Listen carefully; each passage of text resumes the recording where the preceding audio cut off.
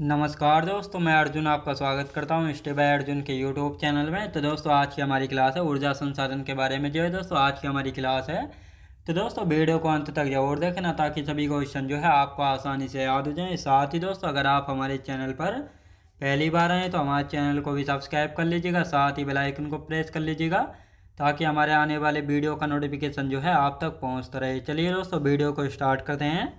तो आज की क्लास में हम जानने वाले हैं ऊर्जा संसाधन के बारे में।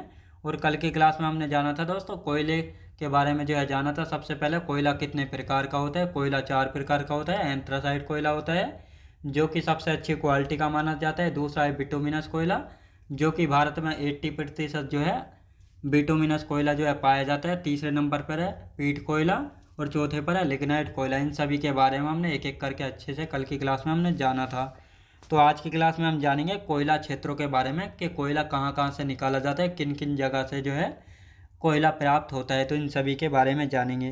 तो कोयला क्षेत्र की यदि बात की जाए तो कहाँ कहाँ से निकाला जाता है एक एक करके लिख लेते हैं और इसके बाद जो है सबको अच्छे से जो है समझेंगे। लिखेंगे दोस्तों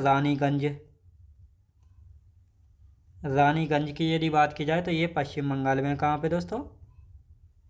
पश्चिम बंगाल में। रानीगंज की यदि बात की जाए तो ये है दोस्तों पश्चिम बंगाल में। और साथ ही दोस्तों यहाँ पे हम बात करेंगे करणपुरा की।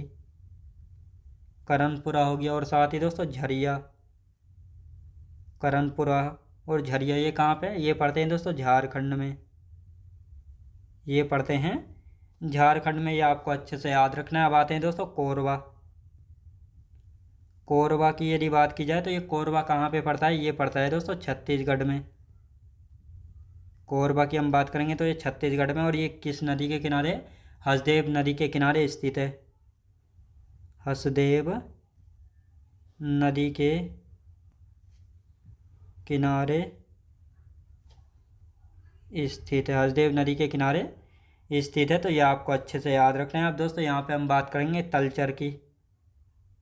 तलचर क्षेत्र की यदि बात की जाए तो ये ओडिशा में पड़ता है। कहाँ पे दोस्तों? ओडिशा में। ये आपको अच्छे से याद रखना है। कहाँ पे? ओडिशा में। और ओडिशा में जो है कहाँ पे पड़ता है? ब्राह्मणी नदी के किनारे पर। ब्राह्मणी नदी के किनारे स्थित है। कहाँ पे दोस्तों? ब्राह्मणी नदी के किनारे स्थित है। तो ये आपको अच्छे से याद रखने हैं। अब आते हैं दोस्तों नामचिक और नामकुप। याद रखें दोस्तों नामकुप, नामचिक, नामचिक, नामचिक और नामकुप। याद रखें दोस्तों नामकुप, कुप। ये कहाँ पे दोस्तों? ये पड़ता है आंध्र प्रदेश में। कहाँ पे? आंध्र प्रदेश में। तो ये आपको अच्छे से याद रखने हैं दोस्तों। इन सारी जगह से जो है कोयला निकाला जाता है। तो ये आपको अच्छे से याद रखने। अब आते हैं दोस्तों नेवेली। नेवेली, नेवेली कहाँ पे पड़ता है? नेवेली पड़ता है तमिलनाडु में। कहाँ पे? तमिलनाडु में, जहाँ से जो है कोयले की प्राप्ति की जाती है। अब यहाँ बात करेंगे दोस्तों सिंगरेनी। याद रखें दोस्तों सिंगरेनी। सिंगरेनी की यदि बात की जाए तो ये सिंगरेनी कहाँ पे पड़ती है? सिंगरेनी पड़ती है तेलंगाना में। कहाँ पे दोस्तों? तेलंगाना में पड़ती है सिंगरेनी। तो ये आपको अच्छे से याद रखने हैं। आप दोस्तों यहाँ पे हम बात करेंगे माकूम की। माकूम क्षेत्र कहाँ पे पड़ता है? माकूम क्षेत्र पड़ता है असम में, जहाँ से कोयले की प्राप्ति की जाती है। अब दोस्तों यहाँ पे हम बात करेंगे किसके बारे में? नीचा होम के बारे में। याद रखें दोस्तों नीचा होम। नीचा होम की यदि बात की जाए तो ये जम्मू एंड कश्मीर में। याद रखें दोस्तों जम्मू कश्मीर में पड़ता है नीचा होम। ये कहाँ पे है? जम्मू कश्मीर में नीचा होम। तो ये आपको अच्छे से याद रखना है। अब दोस्तों यहाँ पर एक नोट बनाकर लिखेंगे। नोट लिख लेते हैं कि कोयला जो है दामोदर घाटी से निकाला जाता है। और साथ ही दोस्तों कोयला जो है गोंडवाना क्षेत्र से प्राप्त होता है। लिख लेंगे कोयला, कोयला दामोदर घाटी, दामोदर घाटी, दामोदर नदी घाटी में पाया जाता है। कहाँ पे दोस्तों? दामोदर नदी घाटी में। तो ये लिख ले होते हैं। और साथ ही दोस्तों कोयला जो है गोंडवाना क्षेत्र से प्राप्त होता है। गोंडवाना क्षेत्र से प्राप्त होता है। अब दोस्तों यहाँ पे हम बात करेंगे, ये क्या है, दक्षिण भारत है, ये है दक्षिण भारत, और ये वाला जो हिस्सा है ये वाला दक्षिण भारत, ये गोंडवाना लैंड का हिस्सा है, गोंडवाना लैंड का भाग है। तो दोस्तों अभी इसको अच्छे से समझेंगे, सिर्फ अभी मैंने आपकी जानकारी के लिए इसको लिखवाया, लेकिन अभी इसको अच्छे से हम समझेंगे यहाँ पे। तो अब दोस्तों यहाँ पे हम बात करते हैं नाभिकीय ऊर्जा संयंत्र के बारे में बात कर लेते हैं। किसके बारे में, नाभिकीय ऊर्जा संयंत्र की यदि बात की जाए, जैसे तारापुर है, तो ये जो है भारत का पहला नाभिकीय ऊर्जा संयंत्र है जो कि महाराष्ट्र में है, और इसको जो है अमेरिका की सहायता से स्थापित जो है किया गया था। साथ ही रावत भाटा की हम बात करेंगे, ये राजस्थान में कनाडा के सहयोग से इसको स्थापित किया गया था। कलपक्कम की यहाँ पे हम बात करेंगे, चेन्नई में तमिलनाडु, चेन्नई तमिलनाडु में। नरोरा बुलंदशहर उत्तर प्रदेश में। काकरापार सूरत गुजरात में। और साथ ही दोस्तों कैगा नाभिकीय ऊर्जा संयंत्र कहाँ पे दोस्तों, ये कर्नाटक में है। और कुलम कहाँ पे, तमिलनाडु में, जो कि रूस की सहायता से स्थापित किया गया था। तो ये सारे नाभिकीय ऊर्जा संयंत्र है जहाँ से जो क्वेश्चन बनता है, तो इसलिए हम यहाँ पे इनको लिख लेते हैं। यहाँ पे हेडिंग डालेंगे दोस्तों, नाभिकीय ऊर्जा संयंत्र, नाभिकीय ऊर्जा संयंत्र। नाभिकीय ऊर्जा संयंत्र की यदि बात की जाए तो दोस्तों नाभिकीय ऊर्जा जो संयंत्र है, तो कौन कौन से, सबसे पहले हम बात करेंगे तारापुर की दोस्तों यदि बात की जाए तो ये तारापुर जो है कहाँ पे है, और भारत का जो है पहला ऊर्जा संयंत्र है। यहाँ लिखेंगे दोस्तों, भारत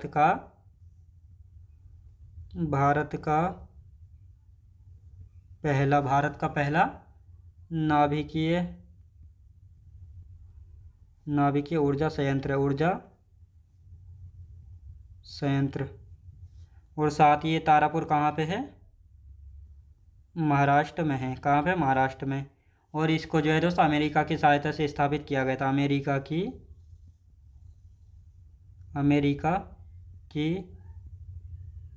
सहायता से स्थापित किया गया, याद रखें दोस्तों, किया गया था। अब दोस्तों यहाँ पे हम बात करते हैं किसकी, रावत भाटा की।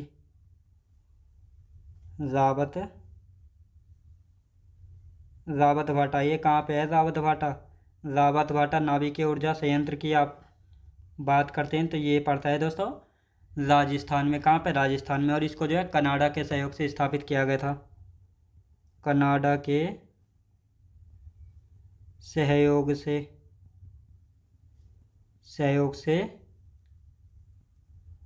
स्थापित किया गया। कनाडा के सहयोग से जो है रावत भाटा को स्थापित किया गया था, जो कि राजस्थान में है। अब दोस्तों यहाँ पे हम बात करेंगे कलपक्कम की।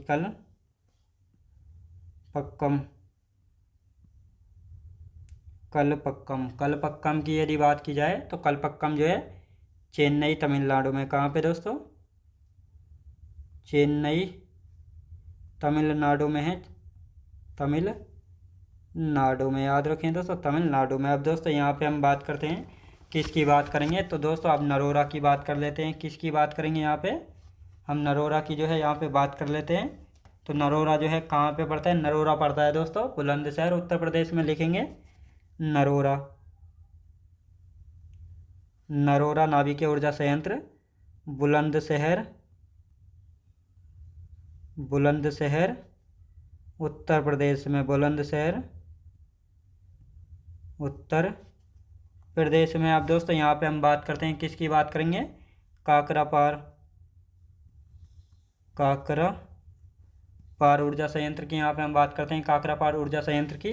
तो ये सूरत गुजरात में। कहाँ पे दोस्तों, सूरत गुजरात में। कहाँ पे, सूरत गुजरात में। अब दोस्तों यहाँ पे हम बात करेंगे कैगा नाभिकीय ऊर्जा संयंत्र कहाँ पे, तो ये पड़ता है कर्नाटक में। कहाँ पे दोस्तों, ये पड़ता है कर्नाटक में। अब दोस्तों यहाँ पे हम बात करेंगे कुलम की।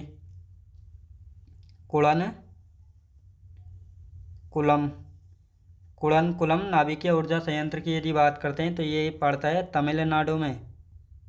ये है तमिलनाडु में है। और इसको जो है किसकी सहायता से, रूस की सहायता से स्थापित किया गया, रूस की सहायता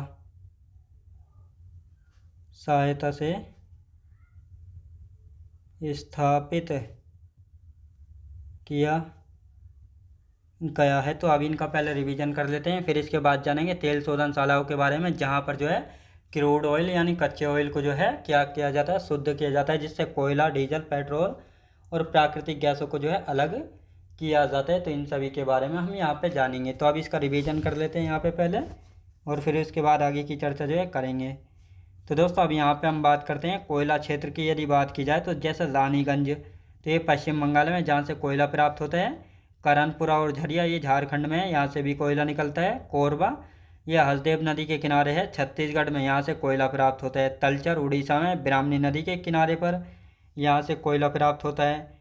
नामचिक या नामकुप, ये आंध्र प्रदेश में, यहाँ से क्या कोयला मिलता है। नेवेली, तमिलनाडु में स्थित है, यहाँ से कोयला प्राप्त होता है।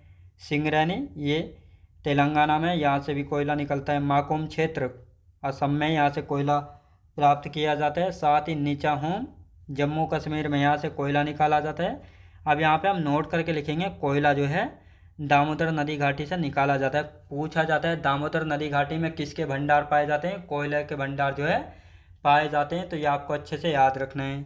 और साथ ही जो कोयला है ये गोंडवाना क्षेत्र से प्राप्त होता है। तो दोस्तों ये जो भारत का दक्षिण भारत, ये प्रायद्वीपीय भारत है, ये किसका हिस्सा है, गोंडवाना लैंड का हिस्सा है। क्योंकि करोड़ों अरबों वर्ष पहले क्या हुआ था, जितने भी हमारे आज वर्तमान में कॉन्टिनेंट यानी महाद्वीप हैं, तो ये आपस में जो है दोस्तों जुड़े हुए थे।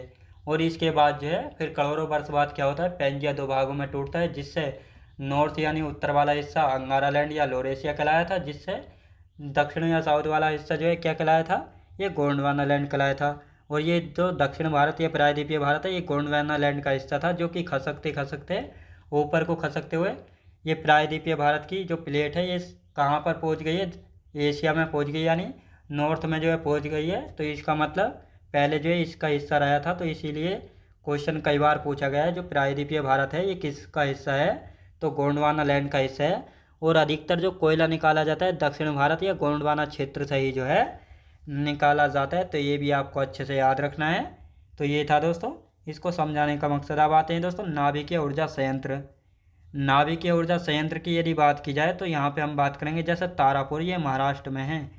भारत का पहला नाभिकीय ऊर्जा संयंत्र है, जिसको अमेरिका की सहायता से स्थापित किया गया था। अब यहाँ पे हम बात करेंगे रावत भाटा, ये राजस्थान में है। इसको कनाडा के सहयोग से स्थापित किया गया था। इसको जो है दोस्तों कनाडा के सहयोग से स्थापित किया गया था। कलपक्कम की हम बात करेंगे तो ये चेन्नई तमिलनाडु में है, कलपक्कम। नरोरा की बात करते हैं तो बुलंदशहर उत्तर प्रदेश में है। तो ये आपको याद रखना है। काकरापार नाभिकीय ऊर्जा संयंत्र सूरत गुजरात में। कैगा नाभिकीय ऊर्जा संयंत्र कर्नाटक में।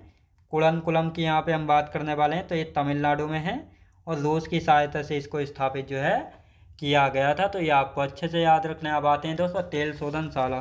तेल शोधनशाला की यदि बात की जाए तो कौन कौन सी तेल शोधनशाला हैं, अभी इनको हम पहले थ्योरी वाइज लिख लेते हैं और इसके बाद जो अच्छे से इनके बारे में जानेंगे। तो लिखते हैं दोस्तों तेल शोधनशाला, तेल शोधनशाला, तेल शोधनशाला जहाँ पर जो है क्रूड ऑयल यानी कच्चे तेल को जो है शुद्ध किया जाता है। तो यहाँ पे हम लिखना स्टार्ट करते हैं। तो दोस्तों जैसे हम बात करेंगे चेन्नई, यानी चेन्नई में भी जो है तेल शोधनशाला है, चेन्नई। तो ये दोस्तों कहाँ पे पड़ता है, चेन्नई तमिलनाडु में। याद रखें दोस्तों तमिलनाडु में। हर किसी के आगे दोस्तों जैसे चेन्नई तेल शोधनशाला ये लिखने की ज़रूरत नहीं है, इससे बहुत समय जो है खर्च होगा, आप ऐसे ही समझ जाना। अब दोस्तों यहाँ पे हम बात करेंगे हल्दिया की। हल्दिया कहाँ पे, ये हल्दिया पड़ता है पश्चिम बंगाल में, यानी हल्दिया तेल शोधनशाला कहाँ पे, पश्चिम बंगाल में, जहाँ पर तेल को जो है शुद्ध किया जाता है। अब दोस्तों यहाँ पे हम बात करेंगे बोगई गांव। बोगई गांव की यदि बात करते हैं तो ये बोगई गांव कहाँ पे है, असम में पड़ता है। बोगई गांव कहाँ पे दोस्तों, असम में पड़ता है।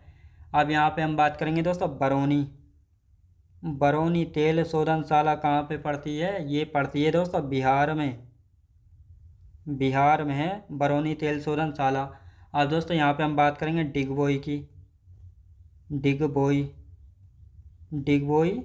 डिगबोई की यदि बात करते हैं तो डिगबोई तेल शोधनशाला कहाँ पे है? ये असम में पड़ती है। कहाँ पे दोस्तों? असम में जो है पड़ती है। अब दोस्तों यहाँ पे हम बात करते हैं, असम में हो गई। अब इससे आगे को हम लिखेंगे, जैसा मथुरा है, नुमालीगढ़ है, जामनगर है, बीना है, पारादीप है। तो इन सभी को लिख लेते हैं, फिर आगे की हम चर्चा करेंगे। तो लिखते हैं दोस्तों यहाँ पे हम, जैसे दोस्तों मथुरा हो गई। मथुरा तेल शोधनशाला कहाँ पे? मथुरा तो आप सभी को पता है उत्तर प्रदेश में पड़ता है। मथुरा कहाँ पे है? उत्तर प्रदेश में। आप दोस्तों यहाँ पे हम बात करेंगे नुमालीगढ़ तेल शोधनशाला। नुमालीगढ़ तेल शोधनशाला की हम बात करते हैं तो ये असम में है। कहाँ पे दोस्तों?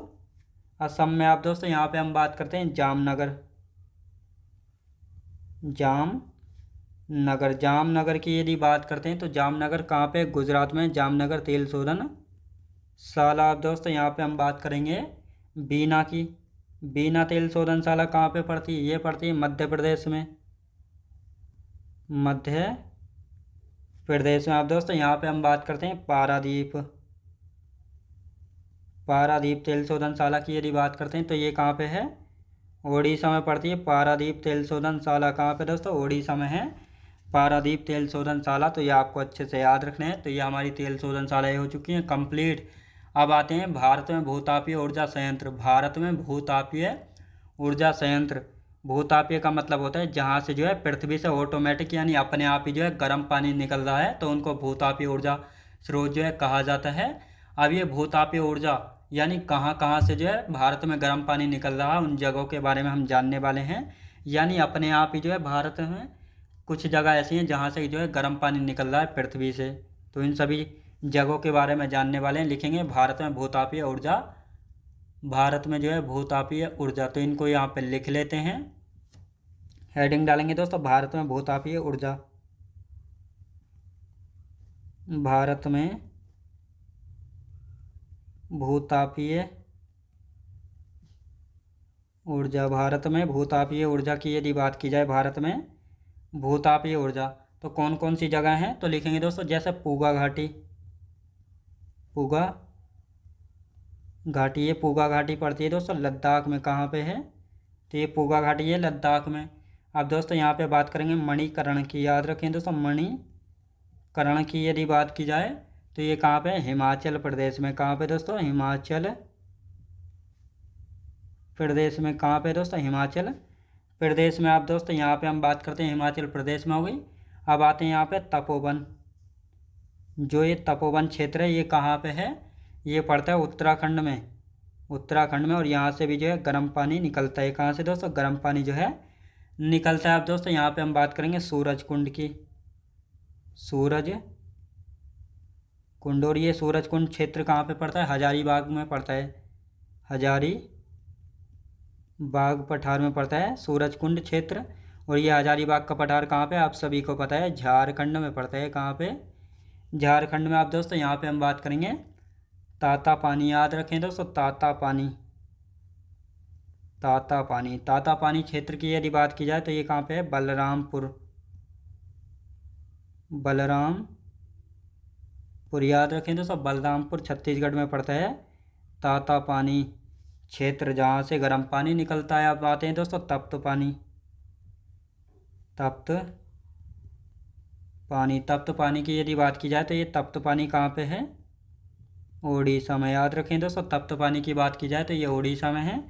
अब आते हैं दोस्तों अनहोनी के बारे में। अनहोनी किसके बारे में दोस्तों? अनहोनी के बारे में आते हैं। और ये कहाँ पे है दोस्तों? मध्य प्रदेश में। याद रखेंगे दोस्तों, कहाँ पे है?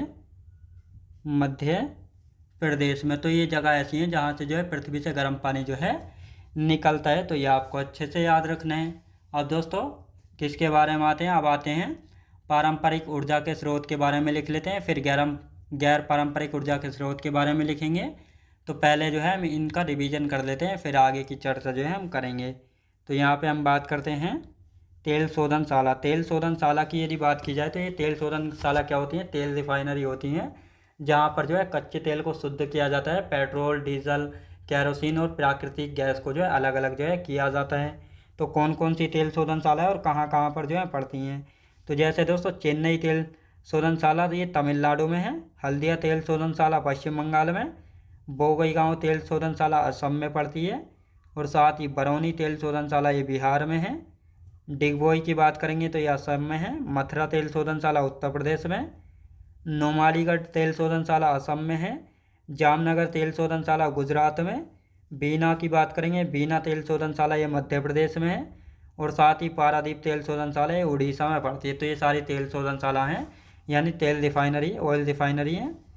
अब आते हैं दोस्तों भारत में भूतापीय ऊर्जा स्रोत, जहाँ से जो है गर्म पानी जो ऑटोमेटिक निकलता है पृथ्वी के अंदर से। तो कहाँ कहाँ से? पूगा घाटी लद्दाख में है, मणिकरण हिमाचल प्रदेश में, तपोवन उत्तराखंड में, सूरजकुंड हजारीबाग के पठार क्षेत्र में स्थित है, ये झारखंड में है, तातापानी बलरामपुर छत्तीसगढ़ में, तप्त पानी उड़ीसा में, और अनहोनी मध्य प्रदेश में।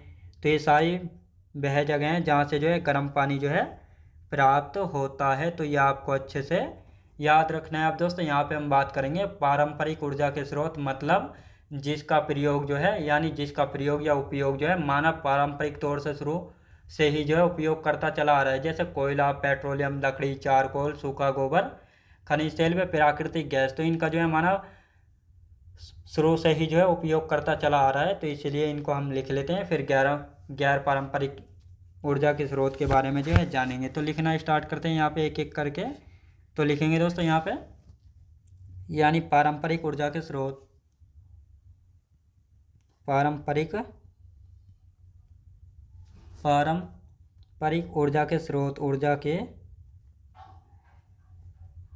पारंपरिक ऊर्जा के स्रोत हो गए। पारंपरिक ऊर्जा के स्रोत की यदि बात की जाए, पारंपरिक ऊर्जा के स्रोत, तो दोस्तों यहाँ पे हम बात कर लेंगे, यानी जिसका उपयोग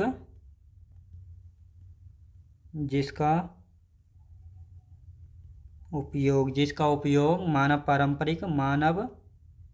पारंपरिक जिसका उपयोग मानव पारंपरिक तौर से शुरू से ही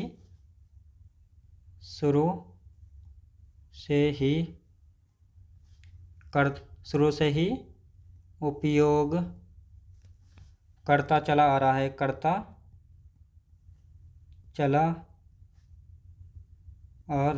याद रखेंगे दोस्तों, करता चला आ रहा है। तो ये आपको अच्छे से याद रखना है।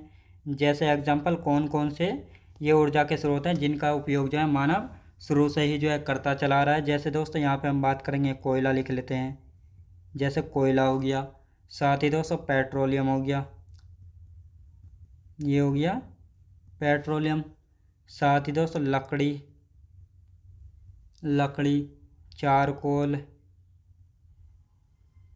चारकोल हो गया, सूखा गोबर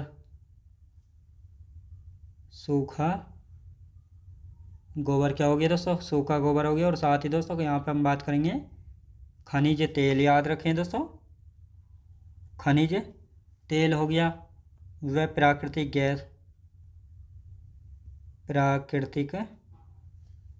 गैस आदि। तो ये सारे क्या हैं? ये पारंपरिक ऊर्जा के स्रोत हैं जिनका जो है मानव शुरू से ही जो है उपयोग करता चला आ रहा है। तो ये आपको अच्छे से याद रखना है। अब दोस्तों यहाँ पे हम किसकी बात करने वाले हैं? गैर पारंपरिक ऊर्जा स्रोत के बारे में बात करने वाले हैं। लिख लेते हैं, गैर पारंपरिक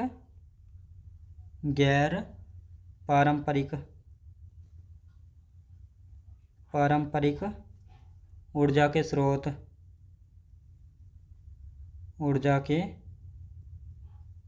गैर पारंपरिक ऊर्जा के स्रोत की यदि बात की जाए, लिखेंगे जिसका उपयोग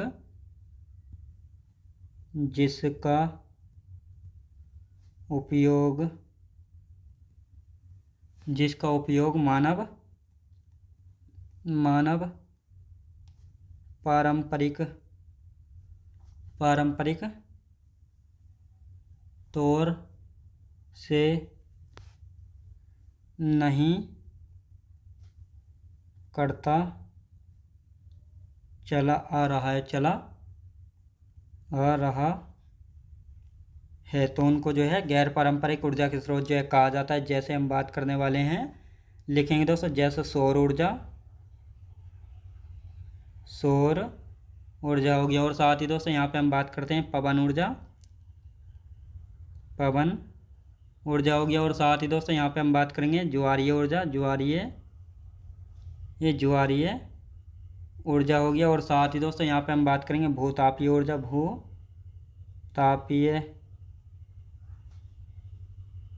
भूतापीय ऊर्जा हो गया। और साथ ही दोस्तों यहाँ पे हम बात करेंगे बायोगैस, ये हो गया बायोगैस। और साथ ही दोस्तों परमाणु ऊर्जा,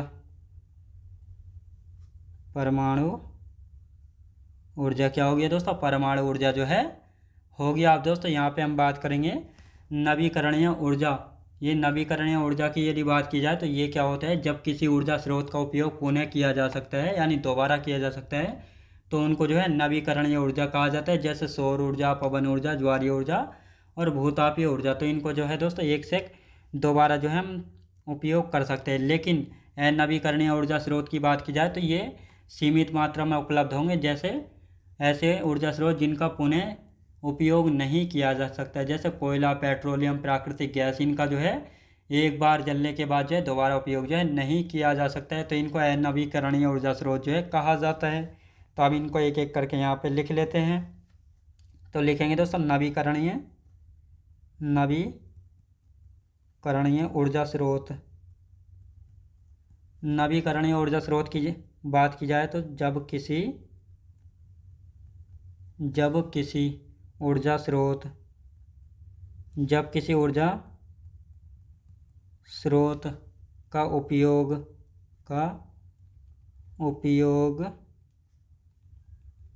पुनः किया जा सकता है तो उनको जो है नवीकरणीय ऊर्जा स्रोत कहा जाता है। जैसे दोस्तों यहाँ पे हम बात करने वाले हैं, जैसे लिखेंगे दोस्तों, जैसे सौर ऊर्जा हो गया, और साथ ही दोस्तों यहाँ पे हम बात करने वाले हैं पवन ऊर्जा हो गया, क्या हो गया, पवन ऊर्जा। अब दोस्तों यहाँ पे हम बात करने वाले हैं ज्वारीय ऊर्जा हो गया, क्या दोस्तों, ज्वारीय ऊर्जा। अब यहाँ पे हम बात करेंगे भूतापीय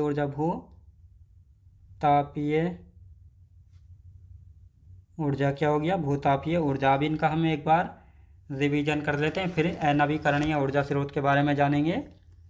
तो दोस्तों यहाँ पे हम बात करते हैं पारंपरिक ऊर्जा के स्रोत। पारंपरिक ऊर्जा के स्रोत मतलब जिसका उपयोग जो है मानव पारंपरिक तौर से शुरू से ही जो है उपयोग करता चला आ रहा है। जैसे यहाँ पे हम बात करते हैं कोयला है, पेट्रोलियम, लकड़ी, चारकोल, सूखा गोबर, खनिज तेल व प्राकृतिक गैस, तो इनका जो है मानव शुरू से ही जो है उपयोग करता चला आ रहा है। अब दोस्तों यहाँ पे हम बात करते हैं गैर पारंपरिक ऊर्जा के स्रोत। तो कौन कौन से हैं गैर पारंपरिक ऊर्जा के स्रोत, जिसका उपयोग जो है मानव पारंपरिक तौर से नहीं करता चला रहा है, जैसे सौर ऊर्जा है, पवन ऊर्जा, ज्वारीय ऊर्जा, भूतापीय ऊर्जा, बायोगैस और परमाणु ऊर्जा। इनका जो है मानव पारंपरिक तौर से शुरू से ही जो है उपयोग करता चला नहीं आ रहा है, तो ये आपको अच्छे से याद रखना है। अब दोस्तों यहाँ पे हम बात करेंगे नवीकरणीय ऊर्जा, यानी जब किसी ऊर्जा स्रोत का उपयोग पुनः यानी दोबारा किया जा सकता है तो उनको नवीकरणीय ऊर्जा स्रोत जो है कहा जाता है। जैसे ऊर्जा से सौर ऊर्जा है, पवन ऊर्जा, ज्वारीय ऊर्जा और भूतापीय ऊर्जा, तो ये आपको अच्छे से याद रखना है। तो दोस्तों आज की क्लास हमारी यहीं तक रहेगी और इससे आगे के जो 2-4 पॉइंट बचे हुए इनको हम कल की क्लास में कंटिन्यू कर लेंगे। तो दोस्तों मैं उम्मीद करता हूँ आपको वीडियो क्वालिटी, कंटेंट वगैरह सभी कुछ आपको पसंद आया होगा। पसंद आया हो तो लाइक, शेयर और सब्सक्राइब करना बिल्कुल भी ना भूलें। साथ ही दोस्तों अगर आप हमारे चैनल पर पहली बार आएँ तो हमारे चैनल को भी सब्सक्राइब कर लीजिएगा, साथ ही बेल आइकन को प्रेस कर लीजिएगा ताकि हमारे आने वाली वीडियो का नोटिफिकेशन जो है आप तक पहुंचता रहे। चलिए दोस्तों मिलते हैं नेक्स्ट वीडियोज़ में।